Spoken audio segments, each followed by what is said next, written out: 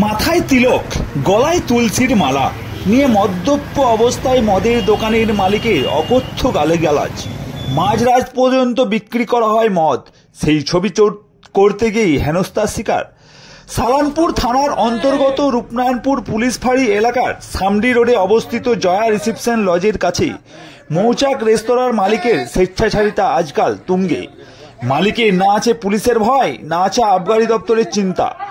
সরকারি নিয়ম নীতি শিখেই তুলে পুলিশ প্রশাসন ও আবগারি ডিপার্টমেন্টের অফিসারদের পকেটে রেখে মধ্যরাত পর্যন্ত অবৈধভাবে মদ বিক্রি করছে, যার কারণে দোকানের সামনে দিনরাত অসামাজিক মানুষের উপদ্রব লেগেই আছে।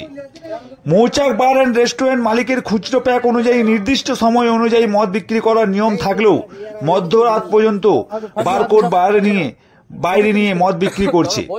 কখনো কখনো পেছন গেট দিয়ে লুকিয়ে লুকিয়ে রাত্রি 12টা-1টা পর্যন্ত মদ দিচ্ছে কাস্টমারদের। সম্প্রতি ওই এলাকায় পুলিশের হাতে 3 জন চোর ধরা পড়ে, যার জন্য চারিদিকে পুলিশ প্রশংসিত হয়। স্থানীয় লোকজন সাংবাদিকদের জানান, সামডি রোড এলাকায় ওই দোকানে থেকে মাঝরাত পর্যন্ত মদ কেনার জন্য ভিড় থাকে। রাতের বেলা এসব দোকানের কারণেই এলাকার অসামাজিকদের উপচে পড়া ভিড় বাড়ছে এবং অপরাধও বেড়ে চলেছে।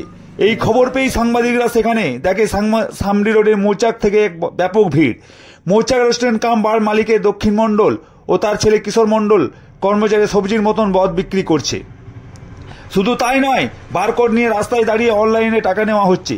সেই ছবি তুলতে গেলে এত রাত পর্যন্ত মদ বিক্রির কারণ জানতে চাওয়া হলে দোকানের মালিক কিশোর মণ্ডল ও দক্ষিণ মণ্ডল ক্ষিপ্ত হয়ে ওঠে। সাংবাদিকদের গাড়ি থামিয়ে তাদের ক্যামেরা কেড়ে নেওয়ার হুমকি দেওয়া হয় এবং দক্ষিণ মণ্ডল গলায় তুলসী মালা ও মাথায় তিলক নিয়ে অকথ্য গলায় গালিগালাজ করে ভদ্রতার তিনি নিজে দিয়ে দেন তিনি কতটা সাধু। তাদের কথা শুনে মনে হচ্ছে নেতা ও পুলিশ ও আবগারি বিভাগ সবাই পকেটে থাকে। চোরের বাপের বড় গলা এখানেই পরিচয় পাওয়া যায়। চুরি করছে, তার উপর আবার বাটপাড়ি।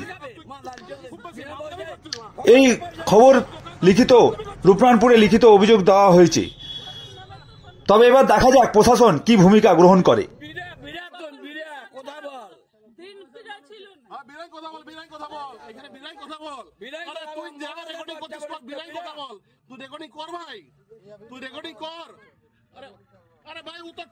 এটা বলবো তো খুব অন্যায় করছে। এটা পরিষ্কার কথা বলতে কোনো দ্বিধা নেই। ব্যবসা ওনার নামে অনেকেই অভিযোগ করে আমাকে বলেছে ওখানে গিয়ে মদ কেনে আর পিছনে গিয়ে ঝগড়া, সব ছেলেরা ঝগড়াঝাটি করে, পাশে বিশুদ্ধ ভট্টাচার্যের বাড়ি, সে তো প্রতিনিয়ত আমাকে বলছে। তো এটা নিয়ে আমি অনেক অভিযোগ শুনেছি এটা যে ওই মদ খাচ্ছে এক জায়গায়, ঝগড়া করছে এক জায়গায় বাড়ির সামনে। এটা নিয়ে মনে হয় একটা প্রতিকার হওয়া উচিত। আরেকটা অভিযোগ যেটা মধ্যরাত পর্যন্ত, হ্যাঁ, এটাও প্রতিকার হওয়া উচিত এবং আমি বলবো এটা থানাকে ইমিডিয়েট দেখা দরকার যে কি এটা এরকম কি কারণে, কি পারমিশনে এটা করছে, কোন পাওয়ার এটা করছে। হ্যাঁ, ঝামেলা মারপিট এরকম প্রায় শুনেছি যেটা প্রায় ওই সামনে খুব মানে চিৎকার চেঁচামেচি হয়। এখন দেখা গেল খুবই অন্যায় করছে। কারণ তুমি ছবি করতে হবে, কারণ সাংবাদিক সে তো তার কাজটা করবেই, সাংবাদিক কাজটা করাই, সমাজে অন্যায়রা সেটা তুলে ধরা এই কাজ। তো এটা করতে গেলে তুমি অনলাইনে করছো নিশ্চয়, তার জন্য তুমি বাধা দিচ্ছ। অনলাইন না করলে সে বাধা দিত না, এটা পরিষ্কার। তো এটা এতে বলতে দ্বিধা নেই তো। সে অনলাইনে লাভ করলেই সে ছবি তুলবে না সাংবাদিকরা, সেটা বন্ধ হচ্ছে। আমরা মনে করি এটা অবিলম্বে বন্ধ হওয়া উচিত এবং সুস্থ পরিবেশটা ফিরে আসা উচিত। মানে এখন কি পরিবেশ এটার জন্য অবশ্যই এই জন্য একটা মানুষের মধ্যে একটা ক্ষোভ আছে এবং তারা বলে বিভিন্ন সময় বিভিন্ন কথার মধ্যে দিয়ে। হ্যাঁ, এটা বন্ধ হওয়া উচিত। আমি মনে করি এটা বন্ধ হওয়া উচিত এবং পুলিশকেও দেখা উচিত এই বিষয়টা। সাংবাদিক বন্ধুদের উপর কেন এরকম করবে?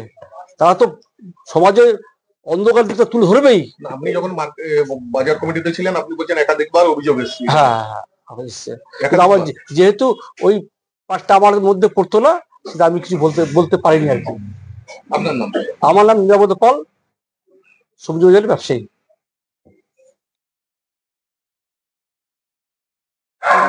না, সেটা টাইমলি একটা হওয়া উচিত। হ্যাঁ, কিন্তু আমাদের প্রশাসনকে সেটা তাদেরকে দেখার জন্য আমরা নিশ্চয়ই রিকোয়েস্ট করব। হ্যাঁ, যে তারা এইরকম একটা, যেহেতু অভিযোগটা এসেছে, হ্যাঁ, সেটা আমাদের ভোলাদাও বা আমাদের মুকুন্দাও আছে, ওনারাও দেখবেন। হ্যাঁ, তো আমরা যেহেতু আমাদের কাছে এলো অভিযোগটা, নিশ্চয়ই আমরা বলবো, আমরা দেখবো, হ্যাঁ, যাতে মানুষের অসুবিধে না হয়, বা আমাদের যে রিপোর্টার বন্ধুরা আছে তারাও ভালো করে ইয়ে করবে, তাদেরকেও যেন অসম্মান না করা হয়, হ্যাঁ, সেটাও আমরা চেষ্টা করবো। এটা উচিত নয়, এটা আমিও বলবো না, নিশ্চয়ই এটা উচিত নয়। হ্যাঁ, যাই হোক, আমাদের ভোলাদাকে আমরা বলবো, হ্যাঁ, এটা এই বিষয়ে যেহেতু আমার কাছে এখন এসছে বলে, তাই আমি নিশ্চয়ই বলবো। হ্যাঁ, আমিও রিকোয়েস্ট করবো যে এই বিষয়টা একটু দেখুন, মুকুন্দাকেও বলবো, বিধানদাকেও বলবো, ঠিক আছে, আমরা বলবো। আপনার নাম? আমার অপরাজিতা কর্মকার। এটা কত নম্বর 15 হ্যাঁ, সংসদ 15।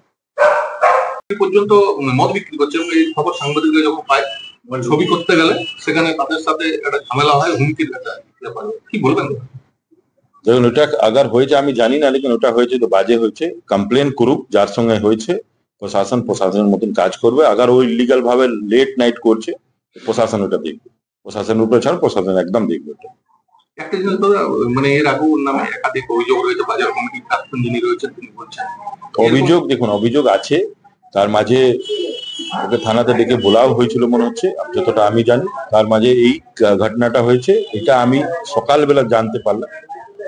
তবুও প্রশাসনের কাছে আমরা বলবো ওটা খুদিয়ে দেখুক কি আছে না আছে। যেই সিস্টেমে আছে, আগার ওর লাইসেন্স আছে, এই সিস্টেমে চলে সবার ওরকমই চলবে। একটা সময়ের মধ্যে যেটা ওই সময় পিরিয়ড বেঁধে দিতে হবে প্রশাসনকে কি হ্যাঁ ভাই এটা এই সিস্টেম করতে হবে। আপনার নাম? খোলাস। দেখুন, যে রাজ্যের আবগারি দপ্তরের লক্ষ্য হচ্ছে প্রতি পঞ্চায়েতে একটা করে মদের দোকান, প্রতি পঞ্চায়েতে একটা করে মদের দোকান করলে এটা নাকি ওরা উপলব্ধি হিসাবে ধরছে। বিষয় হচ্ছে সালানপুরে যে ঘটনা ঘটেছে, যে বার বা মদের দোকানকে কেন্দ্র করে, আমি পুলিশ প্রশাসনকে বলবো বিষয়টা দেখতে। আর সাংবাদিক বন্ধুরা হচ্ছেন ভারতবর্ষের গণতন্ত্রের চতুর্থ স্তম্ভ, ওনাদের গায়ে হাত তোলা হয়েছে, ওনাদের সম্বন্ধে আজে বাজে কথা বলা হয়েছে যদি মালিক পক্ষ থেকে, তাহলে আমি পুলিশ প্রশাসনকে বলবো পুরো বিষয়টা দেখার জন্য। এমন হওয়া উচিত নয়।